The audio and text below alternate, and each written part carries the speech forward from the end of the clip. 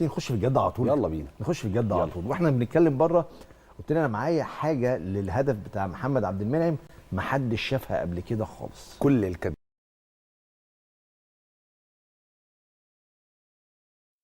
حد يقول لي هو شاف الجول بتاع الاهلي لما دخل اول مره في نادي الوداد؟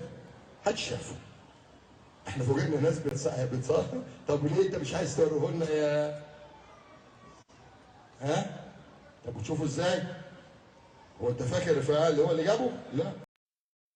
حد يقول لي هو شاف الجول بتاع الاهلي لما دخل اول مره في نادي الوداد؟ محدش شافه. احنا فوجئنا ناس بتصور. طب ليه انت مش عايز توريه لنا يا طب بتشوفه ازاي؟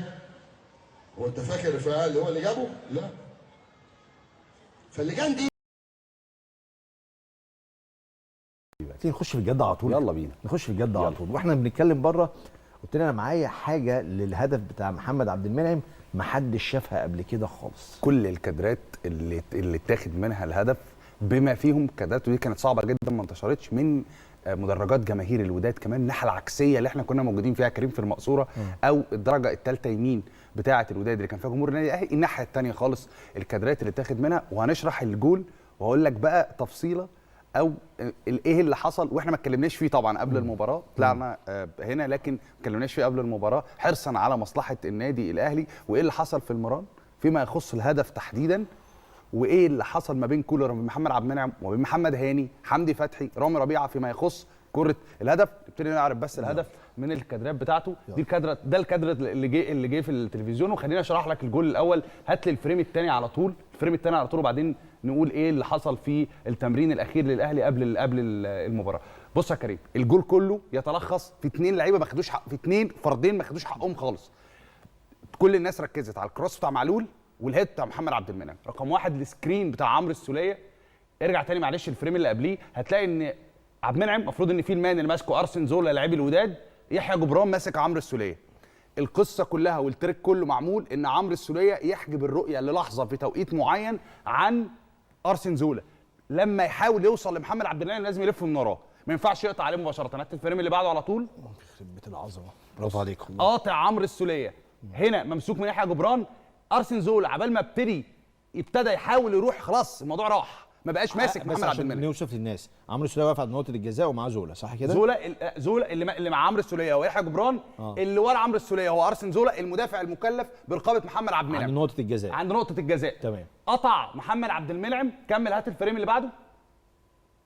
لما ابتدى يقطع، اللي نزل على رجلين الاثنين على الارض بالقدمين ثابتين اليمين والشمال هو سامبو مهاجم الوداد، واللي كان مكلف انه يقطع على القريبه. لعيب مميز جدا في الضربات الراسيه، يقطع على القريبه. لكن الحركيه والتحرك بتاع محمد عبد المنعم وعمليه المقياس الشديد جدا من علي معلول هي اللي خلته عمل التكوف في جزء من ثانيه. هات لي بقى الفريم وهو بياخد الكره بدماغه، هتلاقي جزء من ثانيه قبل سامبو. عشان كده يا كريم هات اللي بعده. هفكرك وهو بيقطع، هفكرك واحنا قاعدين انا لا قبلها مش دي بقى.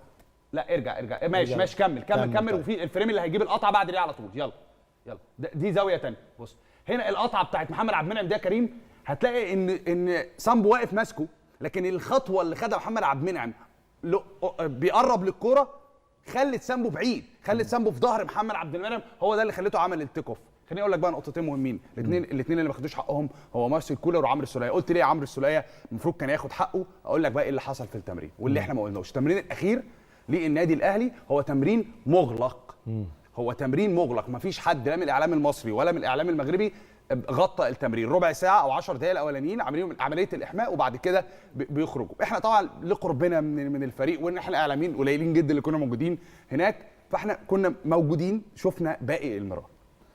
ما حدث بالكربون نفس الكوره. مارسيل كولر وقف محمد هاني المميز جدا في الضربات الرأسيه مكان سامبو. رجع لي بقى الفريم اللي قبل تاني فريم على طول او ثالث فريم احنا جبناه، المقطع الرأسي مكان زولا، مكان سامبو كان واقف. بس اللي قاطع هناك جوه السته اللعيب اقرب لعيب من الوداد لعلي معلول كان واقف مكانه محمد هاني، وكان واقف اللي بيعمل عمليه الرقابه هو حمدي فتحي مكان عمرو السوليه، لان هو اللعيب الاساسي اللي كان بادئ المباراه. ومحمد عبد المنعم في المرتين اللي اتعملوا في التمرين كان هو اللي بياخد التكليف التريك. فخلي بالك دي اصعب، لان المدافعين اللي واقفين من النادي الاهلي هم عارفين انها هتتلعب هنا ومحمد عبد المنعم، فهو بيصعب العمليه على محمد عبد المنعم انه يخش ياخدها، لان لعيبتي زمايلي في الفرقه اللي واقفين في التمرين عارفين ان محمد عبد المنعم هيتحرك بالشكل ده وحمدي فتحي هيحجز له بالشكل ده. فكانت الصعوبه كلها ان علي معلول كان عنده الاختيار الوحيد انه يحطها على القريبه ولا يحطها على البعيده. دي المعلومه الوحيده اللي ما كانتش عند مدافعين الاهلي في التمرين، ومع ذلك محمد عبد المنعم سجل منها في التمرين. عشان كده احنا قاعدين مع بعض في ظل التوتر الرهيب اللي احنا كنا قاعدين فيها كريم في المدرجات قبليها بدقيقه اول ما الاهلي خد الكره الركنيه. قعدت اقول الباقي اتفضل اقول الباقي عشان اتفضل. كنت جيمي قاعد جنبي وعمال يقول كده، والكره اتحسب علي معلول محمد عبد المنعم، علي معلول محمد عبد المنعم، الكره دخلت وكانه عارف السيناريو. سبحان الله، يعني هو دي شاهد حق بصراحه. جيمي كان قاعد جنبي وبيقول علي معلول محمد عبد المنعم. اشكرك يا كريم.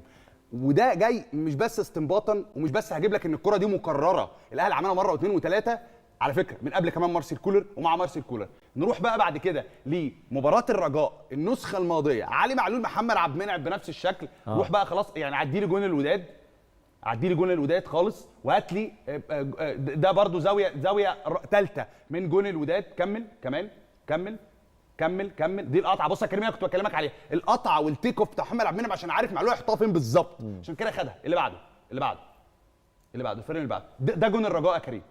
بص انت لو انت مش مركز ان ده الرجاء، بص القطعه وبص ده كروس في نفس الملعب من نفس اللعيب بنفس الطريقه. كمل، هات الفريم اللي بعده.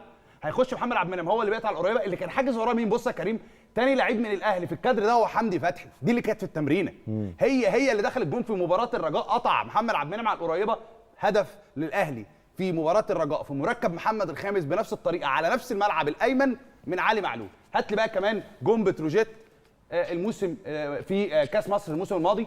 يلا بسرعه الفريم اللي بعده على طول، يعني هات لنا جون. بص يا كريم، علي معلول محمد عبد المنعم في نفس الزاويه اللي اتسجل منها الجون.